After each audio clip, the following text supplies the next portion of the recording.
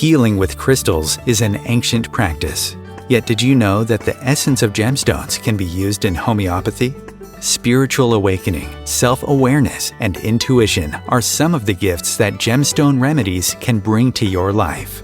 Homeopath, teacher, and author Giovanna will show you a different perspective on the healing properties of these magical gemstones. Join us in Gemstones and Crystals in Homeopathy and discover the power of Gemstone Remedies. Hi, welcome to Gemstones and Crystals in Homeopathy. I'm your host, Giovanna Franklin, and today we're going to talk about gemstone remedies for unconditional love to unlock our hearts, our heart chakra. And I will talk about what chakras are, first of all, and what the heart chakra does and how it works. But before we get into it, I just wanted to say a couple of things. The first thing is that from the next show in 2 weeks' time, you will be able to call in if you have any questions or any comments. And that's really exciting because, of course, it's live. So if you want to ask anything about the topic of the show that time or any other topic in terms of gemstones and crystals, you are welcome to join in. And the second thing that I wanted to say is that things are going really, really fast. So you remember at some point, I think it was last show or a couple of shows ago, I was talking about making a remedy from Scottish red jasper. If you don't remember, I had this beautiful red jasper stone that I got from the Isle of Skye, and I made my own immersion, and then I sent it to the pharmacy here in Glasgow, Scotland, to make it into a remedy in a 30C potency. And just yesterday, I went and picked up the very first bottle of red jasper 30C, and they even put my name on the bottle, which is great. I mean, I'm really, pardon my vanity moment, but I was really pleasantly surprised to find that they put my name on it, because I didn't ask for my name to be put on the bottle. Anyway, that doesn't do anything for the remedy itself. It doesn't make it any more powerful. But what that means is that we are now ready to start the group proving. So if anybody's interested in joining the group proving, which is going to be over a period of 1 week, and we're going to start on the 12th of October, if you want to have this experience, or if you want to have more information and ask what it is, just send me an email. My email is info@homeopathyheal.co.uk. So that's going to be exciting. I hope, as usual, everybody asks what is red jasper for. The answer is we don't know yet, and this is why we're going to do the proving. And then once we have the results and everybody has shared their experience, then we'll be able to say what red jasper can help with. Okay, so now back to the topic for today, which is unconditional love and the gemstone remedies that can help unblock and open up our heart chakra. Now, one word on chakras. We're all used to these words now. It's been a few decades. What they called the New Age adopted all these very ancient Eastern philosophies and terminology and principles and even religious principles, and they have been kind of superimposed upon our Western culture, which is so different. And sometimes the result can be a kind of oversimplification of these principles and concepts that are so old and so deep. And I'm not even sure, and I'm talking for myself, of course, I'm not speaking for anybody else, but from my perspective as a Westerner, I am not sure I totally understand these concepts. But because now they are so ubiquitous, you find them everywhere, you hear them everywhere. So we're used to hearing the words chakra, and we have to open our chakras, and we have to balance our chakras, and all this good stuff. So what are these chakras? And by the way, I am not making fun of this. I totally embrace this kind of philosophy. I want to understand more. And again, from my Westerner perspective, I'm used to, where is the evidence? Where is the proof? Where are the receipts? Can I see this chakra? Can I touch it? How do you know it's there? So I wanted to get a bit deeper and understand a little bit more about these chakras. So first of all, the word is an ancient Sanskrit word which means wheel, and the idea is that these chakras are not physical points. Nobody can touch them or measure them or find them, but they are energy points where the energy, these wheels, turn all the time, and it's like a little vortex. And we're used to hearing that there are 7 chakras in our body. Yes, there are 7 chakras that are supposed to be on our body, starting from the base of our spine and up to the crown chakra. But in reality, I think there are 13, but there's even more, because there are chakras also all around us on our astral body. So that gets even more complicated. But just looking at the regular 7 chakras that we have, that corresponds roughly to areas of our bodies, which in turn correspond to function of some of our internal organs. And so these chakras do regulate. They're in health. We are in health when these little wheels keep moving. The minute they stop swirling and moving and spinning, we get what they call blocked chakra, and we can even experience physical problems at this point. So I was looking for some sort of scientific, if not proof, at least studies or attempts to see if there is anything that can give us a better understanding, again, from not a skeptical, but a Westerner point of view. And the only thing I found, which is not it's not a little thing, is a study that was done in 1970 at the UCLA by a professor who is still alive, Professor Valerie Hunt, Dr. Valerie Hunt.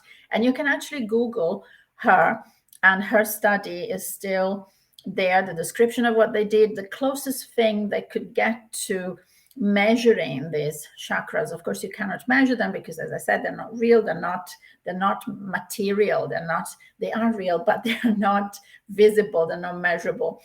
But she did, with the help of other scientists, they tried to measure the energetic output with the help of electromagnetic tools and measurements that I cannot explain very well. But like I said, you just Google Dr. Valerie Hunt, UCLA study, 1970. It's still there. And they did see that there is a change in the electromagnetic activity with certain stimulations and in correspondence of where these chakras are supposed to be. Now, the principle of chakras and the meaning of these energy points were started probably 3,000-4,000 years ago. And whatever you are thinking, whether you believe in this concepts and these principles, or whether you think it's all nonsense, my first thought is that if they have been there for so long, if this theory has been there for so long and it's not been completely blown away by everything else that's come since then after it, there must be something, there must be some truth, there must be some foundation to this. So that's my first thought. And the other thing is that it's not just about religion, because it's related to the Hindu religion, but then the Buddhists also adopted it. And it's something that does not necessarily have to be related to any particular religious belief, because it is, yes, about spirituality, but it also links with medicine, and again, even with traditional Chinese medicine. So there has to be, in my opinion, something to this. And the fact that there was this study that was done in 1970, and then they did not repeat that. I don't think there was any other attempt since then, but the results were enough to convince at least this particular Dr. Valerie Hunt that there is something, there is a basis of reality. And it may be that our instruments, our tools, even our diagnostic tools, our machines, they are not able to detect it. It does not mean that it's not real, in the same way that now we understand that Wi-Fi is real, the internet is real, even though you cannot see the Wi-Fi, you cannot see the internet. It's not waves that you see in front of you, but the proof is that I can talk to you right now. Okay, so it's a thing. So we know it's real. We need tangible things in the West. We need tangible proof. I'm afraid that's the way most of us, at least myself, even though I'm here talking to you about gemstone remedies and spirituality in a way, but even I do like to have tangible proof, or something that I can measure if I can. So this is good enough for me in terms of chakras. So today we're going to talk in particular about the heart chakra, which is also called Anahat in Sanskrit. Now, you also know, I'm sure, that different chakras also are associated with a specific color. And that was another question that I had, because who decided which color, what color is the heart chakra or the throat chakra? How do they know? If you can't even see these chakras, who decided the color, even though it is universally accepted that the throat chakra is blue and the crown chakra is purple. And everybody seems to know this. And again, it's been going on for thousands of years.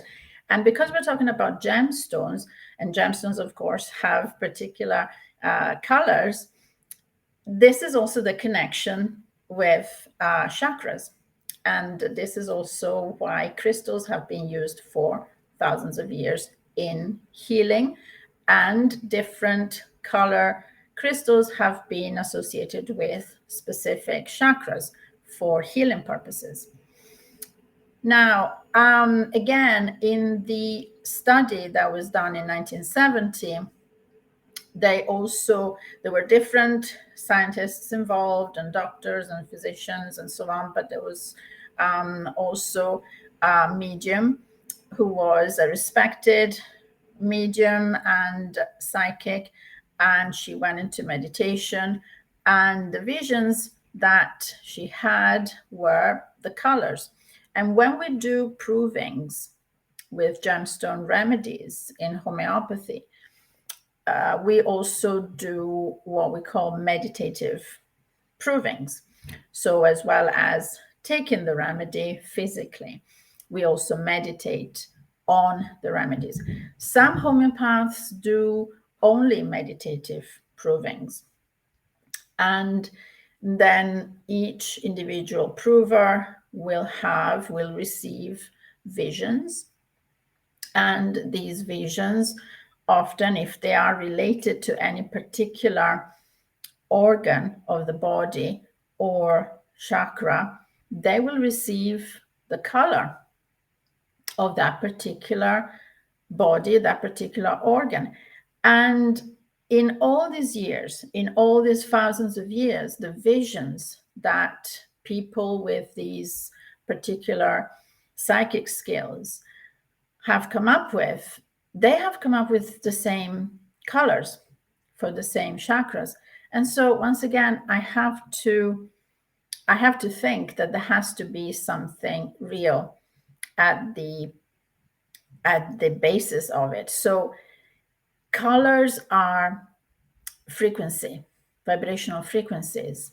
And as we now know, because of quantum physics, I'm just super oversimplifying the whole thing, but we are frequency. Everything we do, everything we are is about frequencies. And so if a certain organ, if the heart vibrates at a particular frequency and will match the frequency of a particular color, then that's the color of that chakra. And that's probably why people will have that particular vision and will see that particular color. This also happens in Reiki with Reiki practitioners.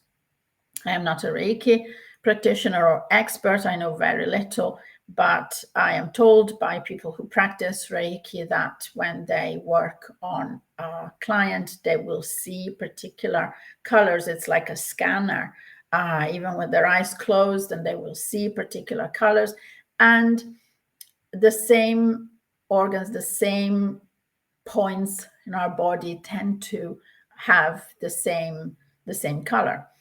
So that's my explanation. I hope it makes sense at some level, but that's how I was able to explain to myself what these chakras are and what the colors are. So the heart chakra has two colors, and it's the only one that has two colors.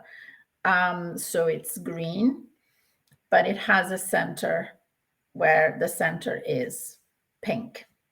And this explains why in crystal remedies and in crystal healing in general, you have gemstones related to the heart chakra that can be either pink or green. This is something else that I had to look into because it did not make sense to me, because you could have certain pink crystals related to the heart, but also green crystals. So that's the reason why. So that said, out of the way, the topic of today is unconditional love. Again, this is another expression that we hear all the time: unconditional love, unconditional love. What is it? And it's, for me today, it's not just about giving unconditional love. In order for us to give unconditional love, or love in general, we need to feel love for ourselves. We need to feel that we are deserving of receiving unconditional love. And this sounds easier than it is in reality, I found, at least in my experience, in my personal experience, and in my experience as a homeopath.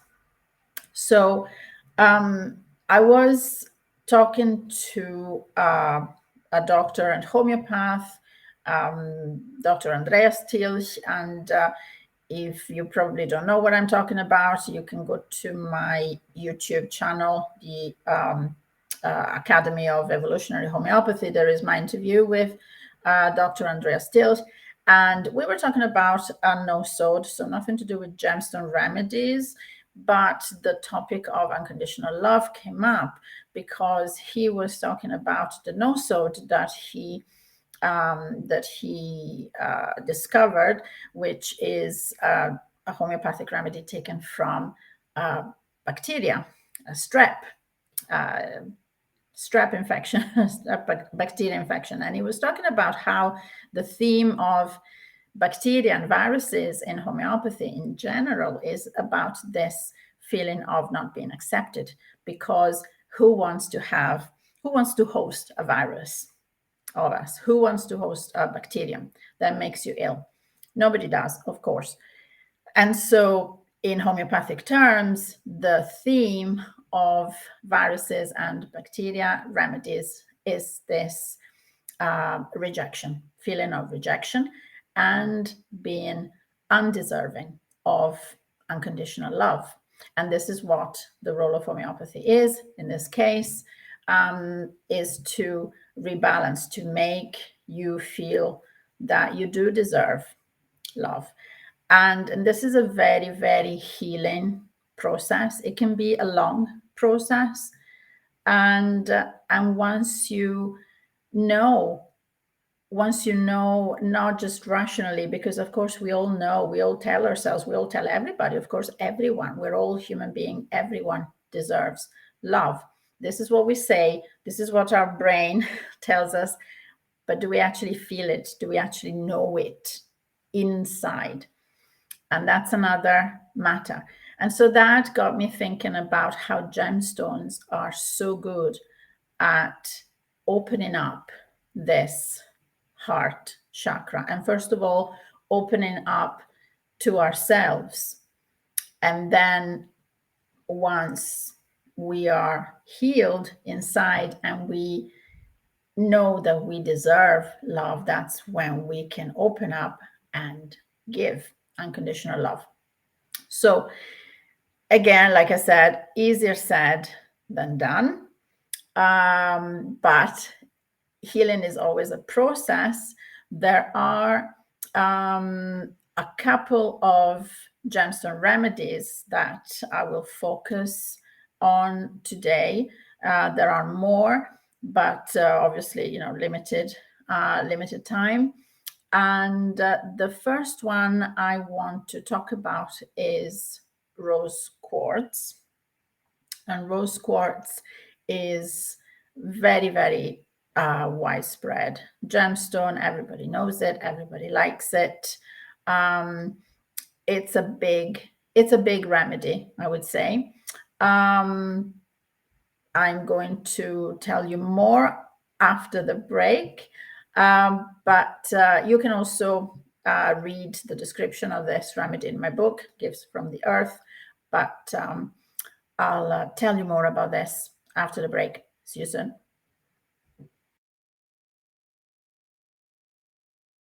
OMTimes TV.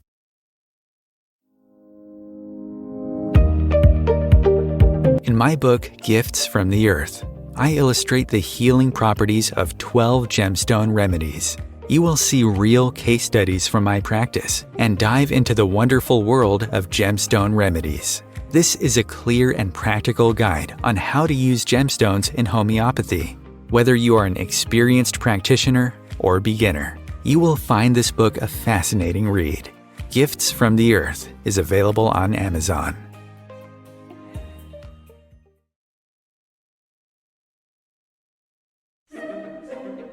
Imagine becoming a super influencer. Reinvent yourself, invest in your brand, and then manifest your success with a robust spheric approach. OMTimes Media and Broadcasting offers a unique and multifaceted way to become the spiritual and conscious influencer you deserve to be by putting your message across our powerful platform with its proven record of integrity and excellence. Through our produced shows, OMTimes offers the opportunity to become a social media TV personality, a radio show host, an OMTimes magazine columnist, and a syndicated podcaster, all in one shot. By live streaming your show on OMTimes TV and broadcasting it across the extensive OMTimes radio and TV networks, you become more than a host. You become an ambassador and a force for positive change. OMTimes. Open yourself to the possibilities. If I could be you, and you could be me for just 1 hour. If we could find a way to get inside each other's minds. Walk a mile in my shoes. Walk a mile in my shoes. Well, before you abuse, criticize and accuse. Walk a mile in my shoes. Hi, welcome back. Okay, so let's talk about rose quartz. So what do we know about rose quartz? Everybody knows rose quartz. Everybody's seen it. It's very much ubiquitous. It can be found in most countries. It is not particularly expensive because it's quite common as a quartz. So we know that it's pink and it looks pretty. So the color already gives a sense of warmth. And it's a color that's not always been associated with femininity, by the way. And rose quartz is not feminine or just a feminine remedy. The color pink used to be a masculine color in Victorian times. It is a relatively recent development that says now that pink is the color for girls and blue is the color for boys. In Victorian times, it was exactly the opposite. And so, colors are just colors, okay? So, however, the tint rose, it is a warm color, is what we call a warm color, just like red is a warm color and orange is a warm color. You have the definitions of warm and cold colors, and it gives that sense of warmth and soothing and a kind of gentleness. These are the feelings that we tend to feel in the same way that light green is soothing and calming, etc. So this is what we associate with the color pink. In terms of what rose quartz is, it's the same material geological formation as other types of quartz, like smoky quartz or amethyst or citrine quartz, rock crystal. However, the difference is that when you look at a natural piece of amethyst, for example, or citrine quartz or rock quartz, you see that the formation is very precise. It's got clean faces and it's very geometrical. It almost looks like man-made because it's very precise. If you look at, for example, I can show you this. This is a piece of natural amethyst, and you see the clear heads of the amethyst and the geometrical formation. When you look at a piece of rose quartz, however, it's what's called a massive formation. It looks like a blob. It looks like a solidified blob of perhaps lava that cooled down, and it does not have any particular shape. That's what I mean. And this is already a signature. The theory of signatures that says that nature gives you a clue or several clues about what a particular natural plant or rock or even animal is about, or what it can do, just by the shape, the color, the physical characteristics. And so this massive formation, this shapeless formation, and seems to expand, gives you the idea already of love, of the feeling of love that is boundless, that goes everywhere, that is not containable, it's not contained. So that's already a clue of what rose quartz is about. Another signature clue can be the phenomenon of asterism that rose quartz has compared to other stones. Now, asterism it comes from the word for star. And typically, crystals, gemstones will have, if you shine a light directly on them, you will see the light reflected and forming like a star. In rose quartz, this happens if you put the light on the opposite side, underneath the stone. Then you will see the star shining on the surface of the stone. And so this is almost a symbol of the love that shines from within. So you see, signature, the theory signature is not always to be taken literally, but you will find that often nature does, in fact, give you a clue about what a remedy, what a natural phenomenon is about. So this is about what rose quartz is physically. Now, in crystal healing, rose quartz has always been the gemstone, the crystal of love, and usually they mean romantic love by that. So it has been used for centuries to soothe a broken heart when you break a relationship, when you're dumped by your boyfriend or your girlfriend. And that's an aspect of love, for sure. It is, however, in my opinion, a very, very small part of what love is. And I know that culturally, traditionally, we're all bombarded by romantic love. It's everywhere. It's in the movies, it's in books and novels and in the culture. And it's always about, the gossip, who's getting married, who's getting divorced, who's getting their heart broken, and all that. Love is in as a concept is way bigger than that.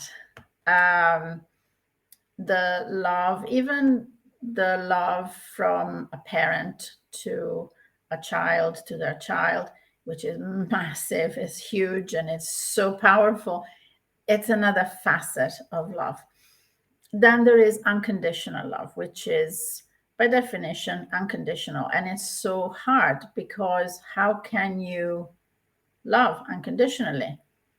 It's easy to say, yes, love everybody, but even the most obvious thing, love thy neighbor. Do you really love all your neighbors where you live, like your actual neighbors?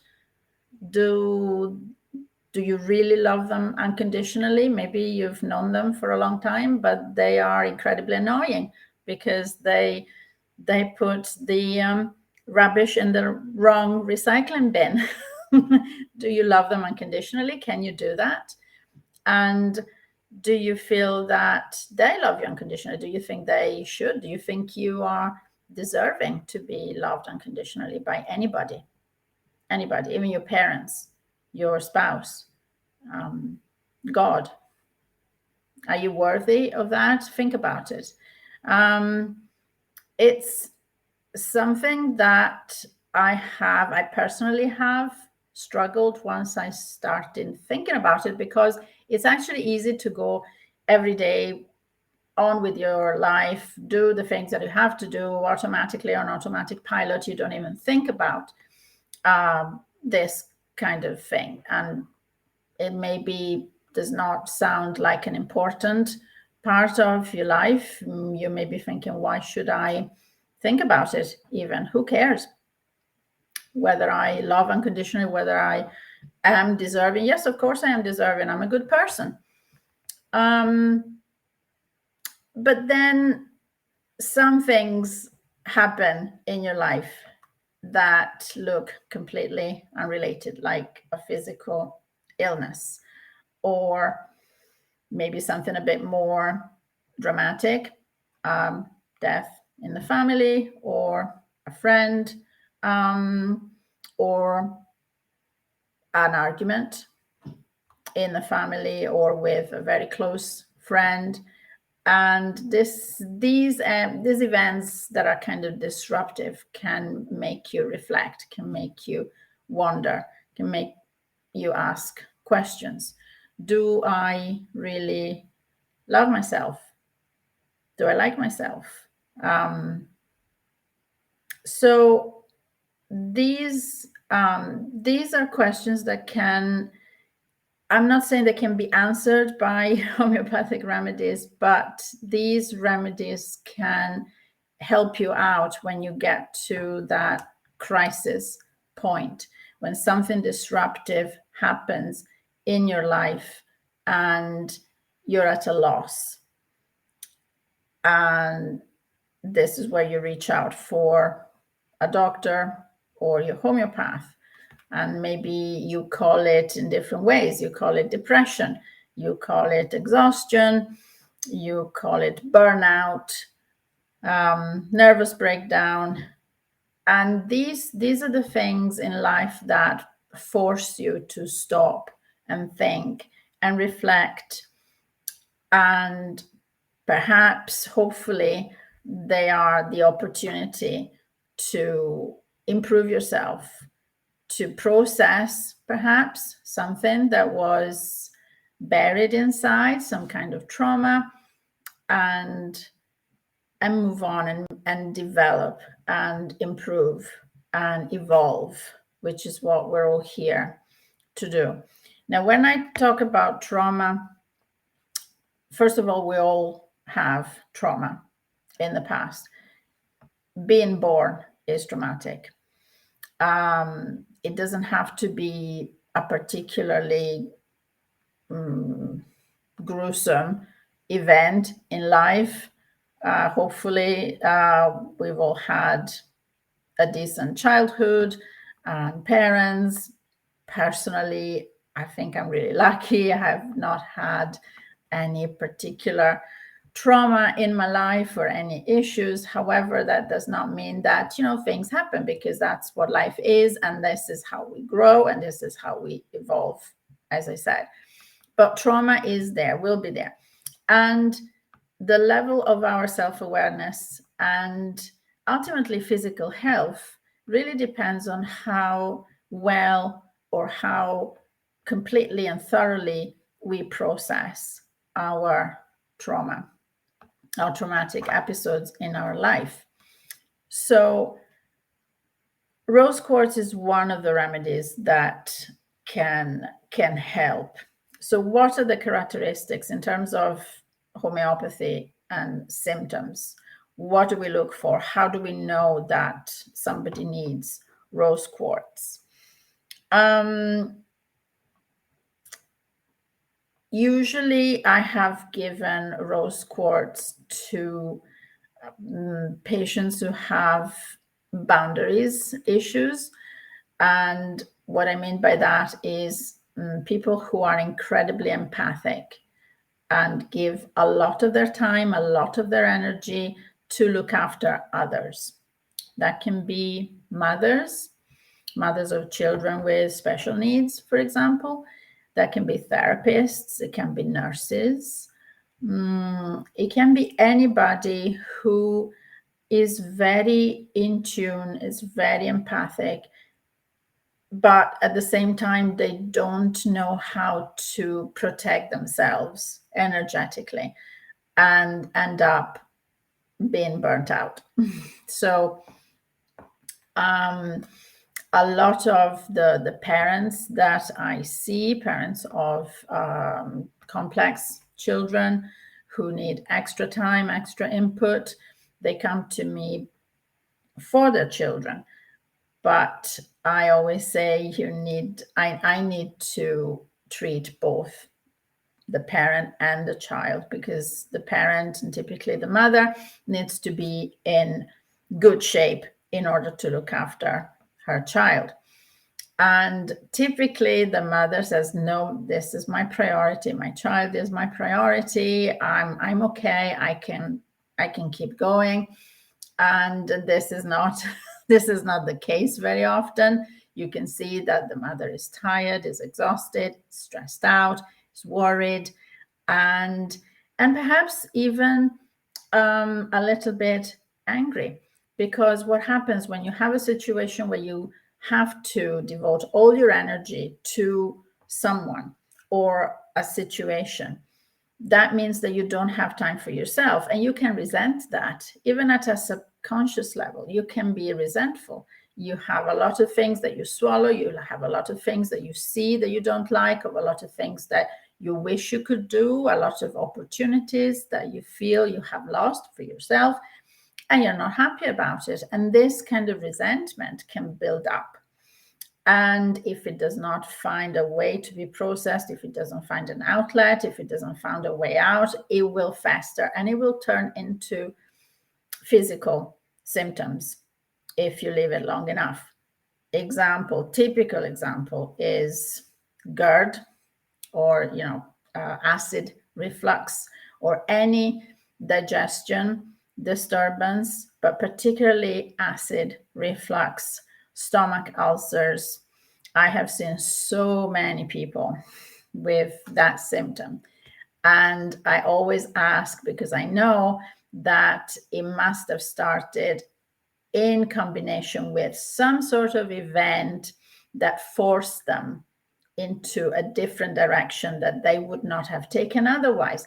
And typically it's somebody who had to stop doing what they were doing because their father got very ill, or they were in a position they had to look after somebody for a very long time. And after a while, they felt restricted, and they were not happy about that. But at the same time, they felt guilty. They wanted to help. They absolutely wanted to help. They wanted to look after that person. They wanted to resolve that situation, but they were neglecting themselves. So that's a typical situation. In other situations, it just goes into breakdown, burnout, exhaustion. In extreme cases, it goes into chronic fatigue, ME, fibromyalgia.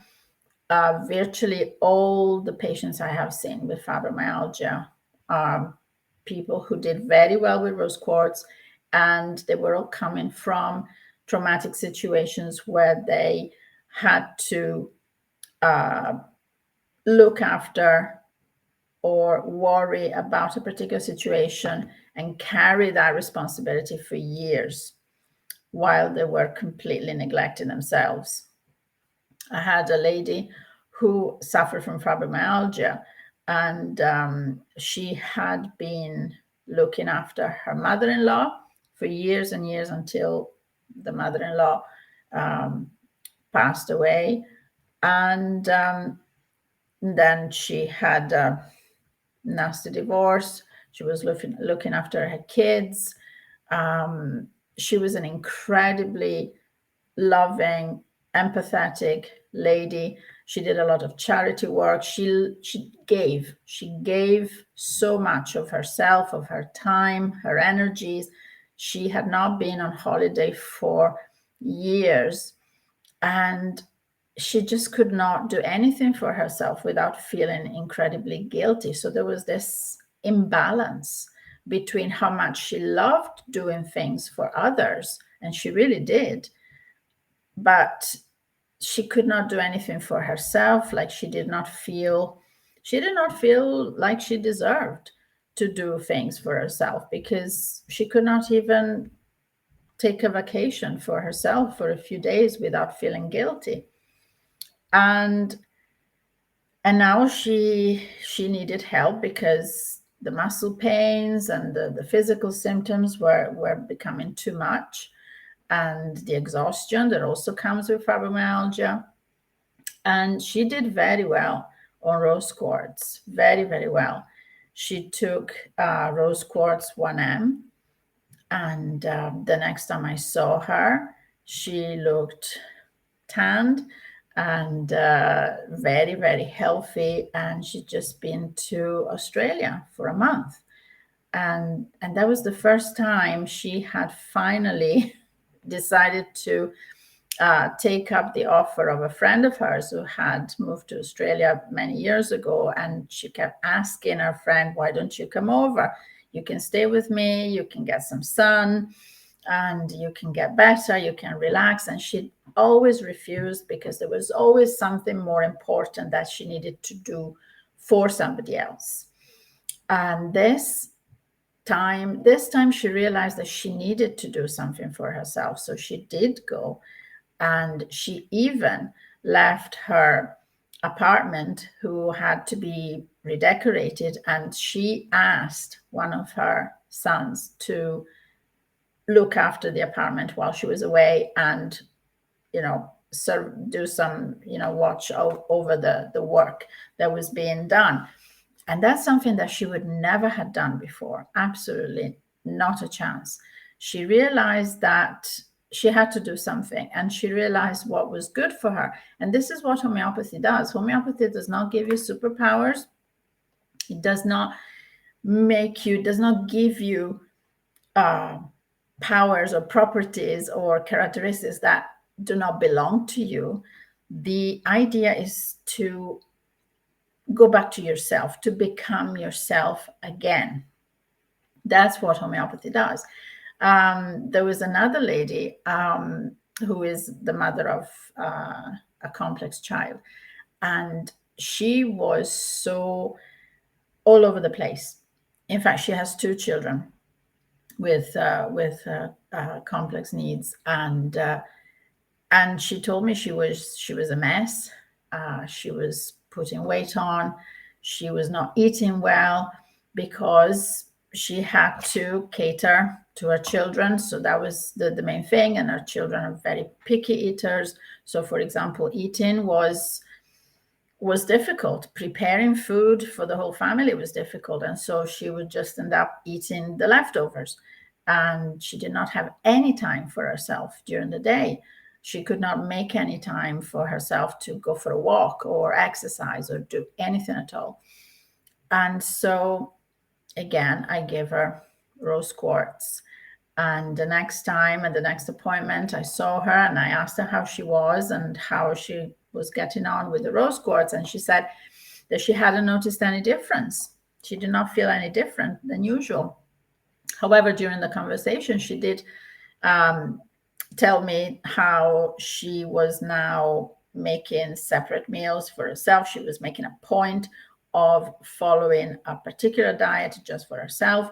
And she was organizing her day so that she would have at least 1 hour just for herself.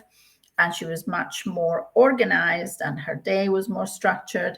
And I said, well, last time I saw you, you were actually and I told her what she had told me the time before, and she realized that yes, there had been a shift, but it's very, very subtle, and she had gone back to being herself, and that's why she hadn't noticed, because it wasn't something, she was not doing anything that was out of character for her. It was something that was different from the state of these ease that she was in, but now she was back to being herself. And that's what the whole point of homeopathic treatment is. So this is what rose quartz does. So particularly for those who do too much, so that you have to have a balance. Even Mother Teresa used to take time off and go to places to recharge, to get treatment when she was ill. You have to do that.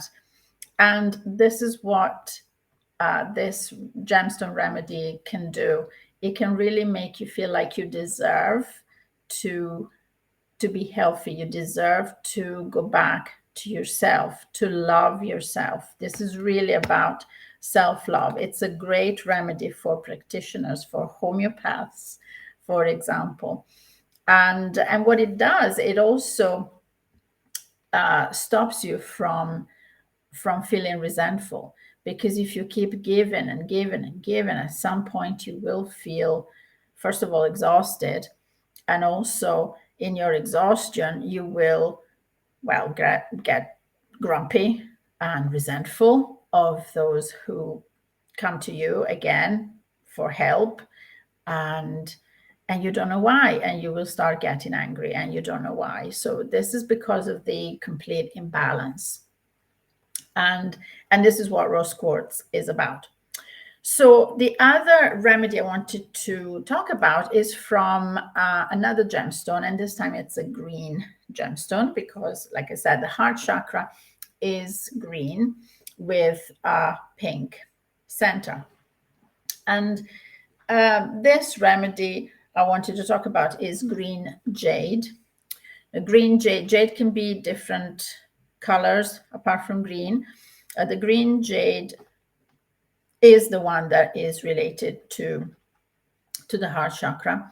Now, jade is a remedy as a crystal, as a stone, has always been connected to the kidneys and kidney function, kidney health. And the name jade is, in fact, coming from an ancient Old Spanish word, which means side. And so related to kidneys, again, side pains, and so on. It was when it was proved and turned into a homeopathic remedy, and this happened in the 80s. And one famous prover was a famous homeopath, Jeremy Sher, and you can read the results of his provings. They're still on Google if you Google them.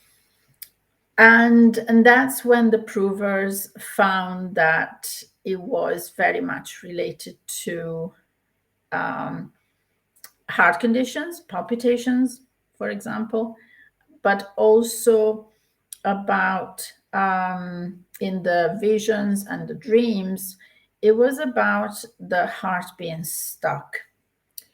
What I mean by that, imagine somebody who is very cold, emotionally very cold, and unable to process emotions.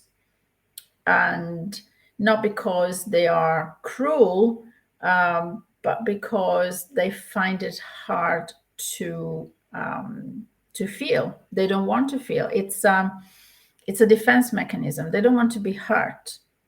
They probably were hurt in the past emotionally. They may be carrying trauma, emotional trauma, or generational trauma. And for that reason, they may be willing to empathize and help other people emotionally and be very sympathetic and empathic. But at the same time, they will not want to look at their own emotions or show emotions. It's very similar to Natura Muraticum in that sense. Natmur is about, I don't want to be hurt anymore, and therefore, if I don't feel, I will not be hurt. If I don't show my feelings, I will not look vulnerable, and I will not be vulnerable, and nobody will hurt me again. So it's that kind of feeling. With jade, there is also a sense of resentment and anger, suppressed anger, which is difficult to detect sometimes, because I'm not talking about somebody like Montgomery Burns from The Simpsons, who is cold and cruel and horrible. It's really somebody who can be incredibly, like I said, empathetic and loving towards other, but will not accept any help for themselves, either feeling grief. And this blocks the heart. It's like, and that's why you will have people perhaps with heart palpitation, with heart issues, cardiovascular issues. There is a blockage there. It's like the heart is hardened. And And dealing with this kind of situation takes time, and green jade can actually help. So I hope this has given you an idea, a taste of what Gemstone Remedies can do for the heart, for getting to that place where you can start to feel unconditional love for yourself, first of all. If you have any questions, again, contact me, info@homeopathyheal.co.uk. Check out my courses on my website, and I will see you next time. And next time you can call in. Thank you so much. Have a lovely weekend.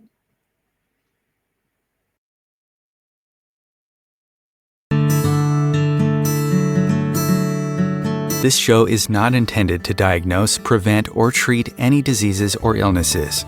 The information presented within cannot substitute the advice of your physician or other trained healthcare professionals. The content of this show is for educational purposes only and is the expressed opinion of the show host and guests.